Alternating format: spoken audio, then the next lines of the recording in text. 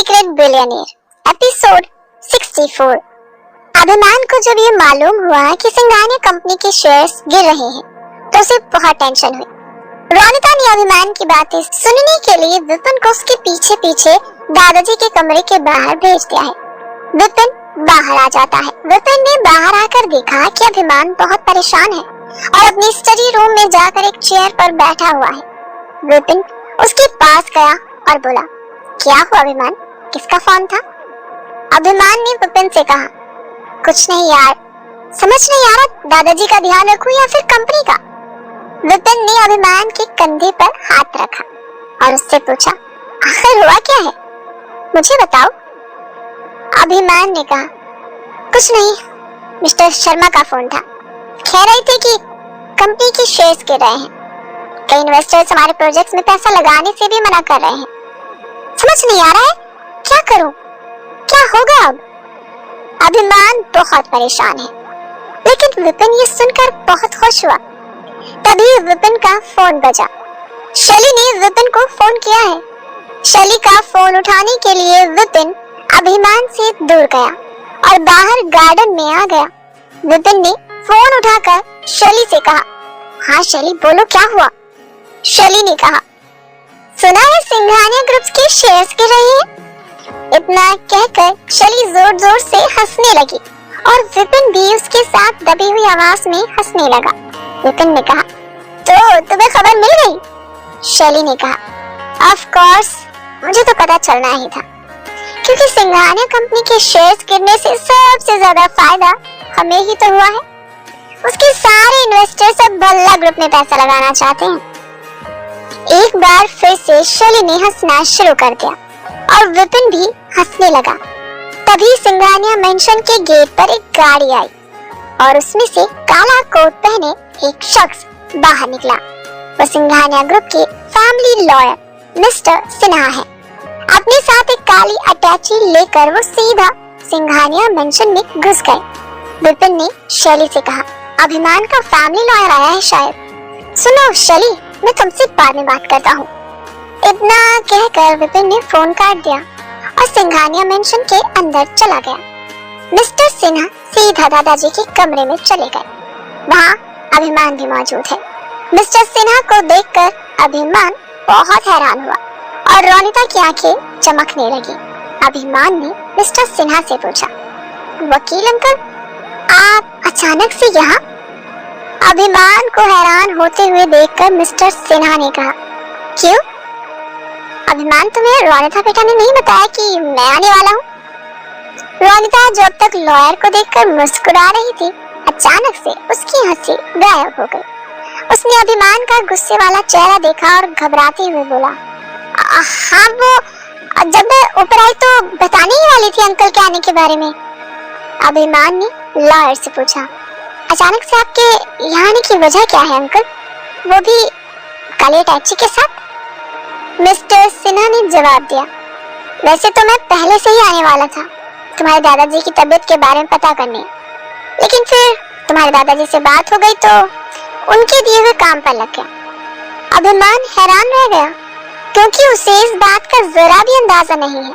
उसने पूछा, आपके दादाजी से बात हुई थी, लेकिन कब और ऐसा कौन सा जरूरी काम था जिसकी वजह से आप उनकी तबीयत के बारे में पूछने तक नहीं आ सके? लॉयर ने जवाब दिया, एक्चुअली एक हफ्ते पहले मुझे कॉल आया था। उस वक्त तुम्हारे दादाजी की कंडीशन ज्यादा सीरियस नहीं थी। उन्होंने ही मुझे अपनी वसीयत लिखने के काम पर लगा दिया था। वसीयत के बारे में सुनकर रोनिता की आंखें चमकने लगी और अभिमान हैरान रह गया। उसने आगे पूछा, वसीयत? लेकिन अचानक से दादाजी ने वसीयत लिखने के लिए क्यों कहा, और इस बारे में उन्होंने मुझसे कुछ भी नहीं बताया। वकील साहब ने अभिमान से कहा, तुम्हारे दादाजी ने मुझे कॉल करके कहा था कि ये सारी जायदाद जल्द से जल्द तुम्हारे नाम कर दी जाए, क्योंकि वो अब अपनी मौत से बहुत डर गए थे। उन्हें लगने लगा कि अब उनका वक्त नजदीक आ चुका है और इसीलिए उन्होंने ऐसा करने को कहा। वकील साहब की बात सुनने के बाद अभिमान को बिल्कुल समझ नहीं आया कि आखिर वो कैसे रिएक्ट करे। उसकी आंखों से आंसू छलकने लगे, जिसके बाद रोनिता ने उसे अपने गले से लगा लिया। मिस्टर सिन्हा ने अभिमान के कंधे पर हाथ रखा और उसे तसल्ली देते हुए कहा, देखो अभिमान, तुम्हारे दादाजी तुम्हारे लिए बहुत कुछ करना चाहते थे, लेकिन इस वक्त तुम्हें उनके लिए बहुत कुछ करना है। फिलहाल ये वसीयत तुम सुन लो। अभिमान ने अपने आंसू पोंछे और कहा, मेरे लिए दौलत का कोई मोल नहीं है वकील अंकल। जब तक दादाजी ठीक नहीं हो जाते मैं इस वसीयत को देखना भी नहीं चाहता।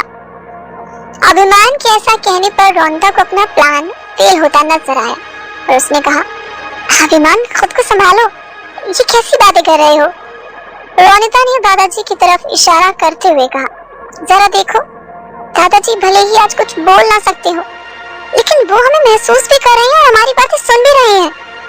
उनके फैसले को झुठलाओगे तुम, उनके दिल पर क्या बीतेगी, बोलो जरा।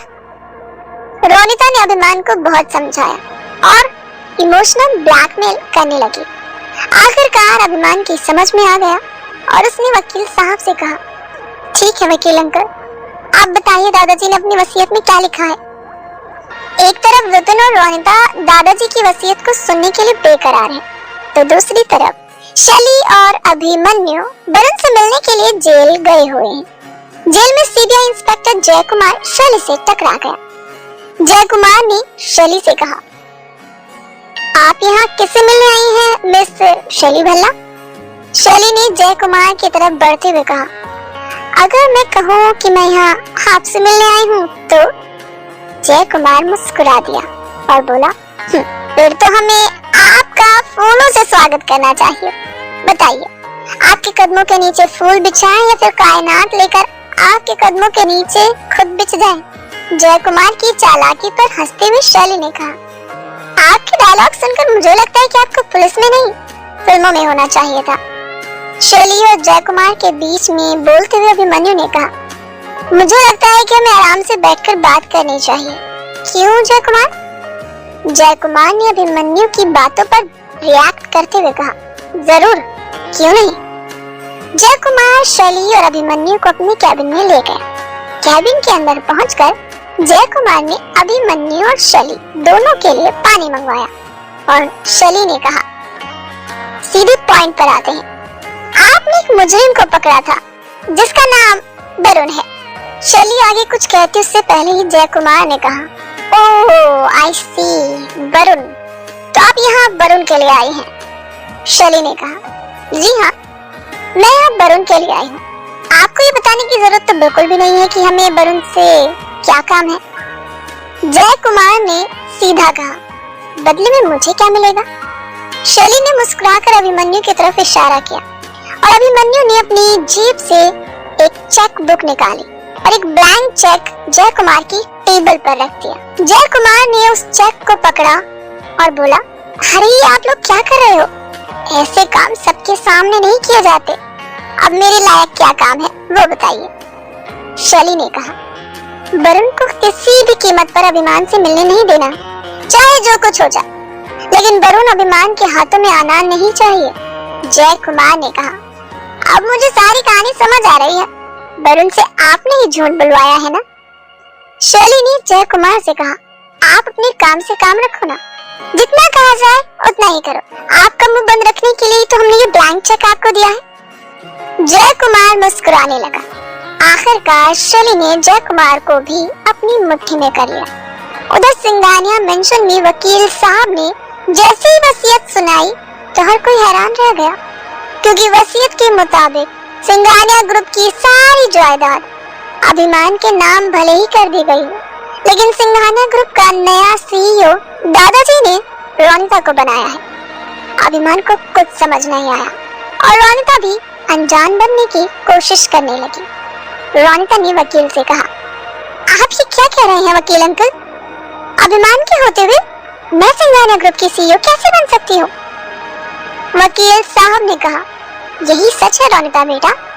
मिस्टर रुद्र सिंघानिया ने ये फैसला करने से पहले बहुत सोचा और फिर मुझे कहा कि अभिमान को अपनी कंपनी की बागडोर देना उनके लिए मुश्किल है, क्योंकि अभी कंपनी को संभालने के काबिल अभिमान नहीं हो पाया और तुम भी तो उसकी धर्मपत्नी बनने वाली हो। फिर कंपनी की सीईओ तुम रहो या अभिमान रहे, क्या फर्क पड़ता है? हमारे दादाजी ने ये भी कहा था कि रोनिता इस कंपनी को कई सालों से जानती है और उसे तजुर्बा भी है। इसीलिए अभिमान कंपनी का CEO उन्होंने रोनिता को बनाया है। वकील साहब की बातें सुनकर विपिन और रोनिता मुस्कुराने लगे और अभिमान हैरत में पड़ गया। क्या अब रोनिता की असली नीयत के बारे में अभिमान को पता चल जाएगा? क्या होगा आगे? जानने के लिए सुनते रहिए सीक्रेट बिलियनेयर। ये एपिसोड पसंद आया हो तो कमेंट करके जरूर बताइएगा। रोजाना रोमांचकारी एपिसोड सुनने के लिए हमारे YouTube चैनल सीरीज FM को आज ही सब्सक्राइब करें और ज्वाइन करें।